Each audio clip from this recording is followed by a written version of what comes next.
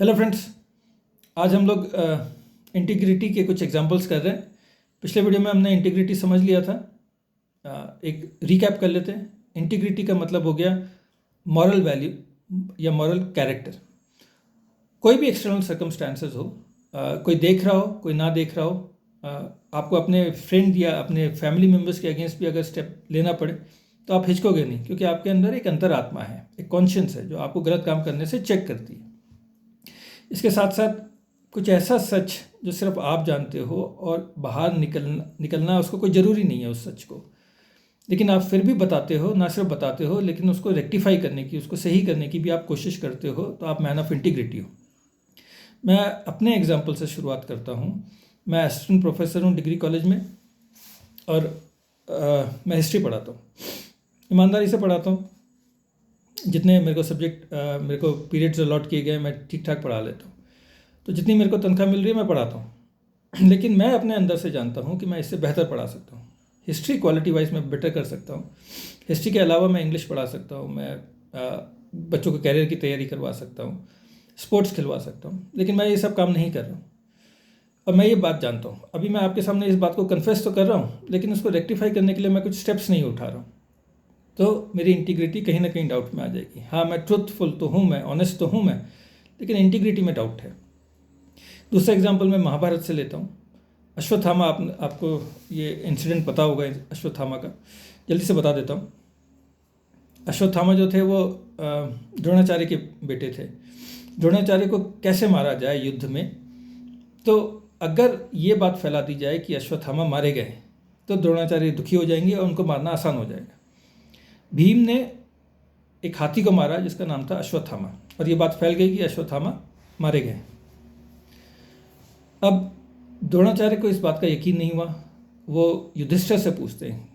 युधिष्ठिर ने बोला कि अश्वत्थामा मारे गए, ये बात तो जोर से बोली, किंतु हाथी, ये उन्होंने धीरे से बोला। अब द्रोणाचार्य को बहुत दुख होता है, क्योंकि युधिष्ठिर तो कभी झूठ नहीं बोलते, और वो उनको फिर मार दिया जाता है। तो जहाँ युधिष्ठिर ने सच तो बोला है, लेकिन उनकी इंटीग्रिटी कहीं ना कहीं डाउट में आ गई। तीसरा एग्जांपल आपको मैं स्पोर्ट्स से देता हूँ। क्रिकेट में आपने देखा होगा, जो बैट्समैन खेलते हैं तो स्निक अगर उनको लगता है, कीपर के पास जाता है, अपील होती है, अंपायर को नहीं पता होता, तो वो नॉट आउट देता है। अभी तो वीडियो रेफरल आ गया है, लेकिन फिर भी पहले की बात। तो बैट्समैन को नहीं जाना पवेलियन में, ये उसका लीगल अधिकार है, वो नहीं जाए तो कोई दिक्कत नहीं है। लेकिन ऐसे भी एग्जांपल्स हैं जहाँ पे कि बैट्समैन जो है वो वॉक कर जाता है पवेलियन की तरफ, क्योंकि उसकी अंतरात्मा उसको बोलती है कि भैया चलो, उसे गलत काम नहीं करने देगी। उसकी जो कॉन्शियंस है, उसके पास एक मॉरल कैरेक्टर है। और ये क्रूशल मोमेंट में भी होता है। मैं आपको एडम गिलक्रिस्ट का एग्जांपल बताता हूँ। वर्ल्ड कप का फाइनल चल रहा था श्रीलंका के अगेंस्ट लाहौर में। स्निक लगता है सिर्फ गिलक्रिस्ट को पता होता है, और कितना एक्सप्लोसिव बैट्समैन था एडम गिलक्रिस्ट, ये आप लोग जानते होंगे। और वो जल्दी निपट गया, वो जल्दी आउट हो गया, पर वो स्निक लगता है सिर्फ उसी को पता होता है।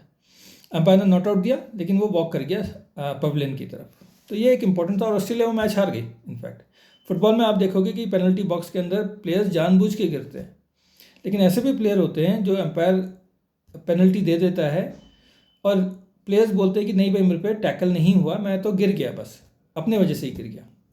मैराडोना का एक फेमस एग्जांपल है, वर्ल्ड कप 1986 का सेमीफाइनल इंग्लैंड के अगेंस्ट जो उन्होंने गोल मारा, वो वर्ल्ड का सबसे बेहतरीन गोल माना गया है। लेकिन उसी मैच में उन्होंने एक हाथ से भी गोल मारा है। तो जहाँ तक इंटीग्रिटी की बात आती है और लियोनेल मेसी से कंपैरिजन की बात आती है, तो मेसी के पास तो अब वर्ल्ड कप भी आ गया, और हमेशा इतिहास इस बात को याद रखेगा कि मेसी जो है एक कदम आगे ही है मैराडोना से। इसके अलावा मैं अपने एक दोस्त का एग्जांपल आपको देता हूँ। मेरे दोस्त की गाड़ी जो थी, कार जो थी, वो ट्रबल कर रही थी। उसने उस पर खूब पैसा लगाया, उसको ठीक बना दिया और उसको बेच भी दिया। लेकिन अगर एक मैन ऑफ इंटीग्रिटी होता तो वो बताता सेलर को कि भाई ये गाड़ी पहले ट्रबल कर रही थी, लेकिन अब मैंने इसे ठीक कर दिया, या उस गाड़ी को बेचता ही नहीं। लास्ट एग्जांपल आप देख लीजिए, वो डॉक्टर का एग्जांपल है। एक डॉक्टर है जिसके पास हम जाते हैं तो वो 500 की दवाई देता है। वही दवाई दूसरा डॉक्टर 100 रुपये में भी देता है। सेम सॉल्ट है दोनों में, सिर्फ कंपनियाँ अलग है। अब वो 500 की क्यों दे रहा है? क्योंकि उसको कमीशन मिल रहा है उस 500 में।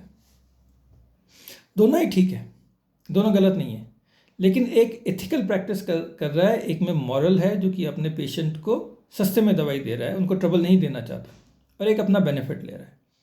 तो ये जो दूसरा व्यक्ति है जो कि 100 रुपये में काम कर रहा है, इसमें इंटीग्रिटी है। उम्मीद है आपको इन एग्जाम्पल से बात समझ में आ गई होगी। Thank you.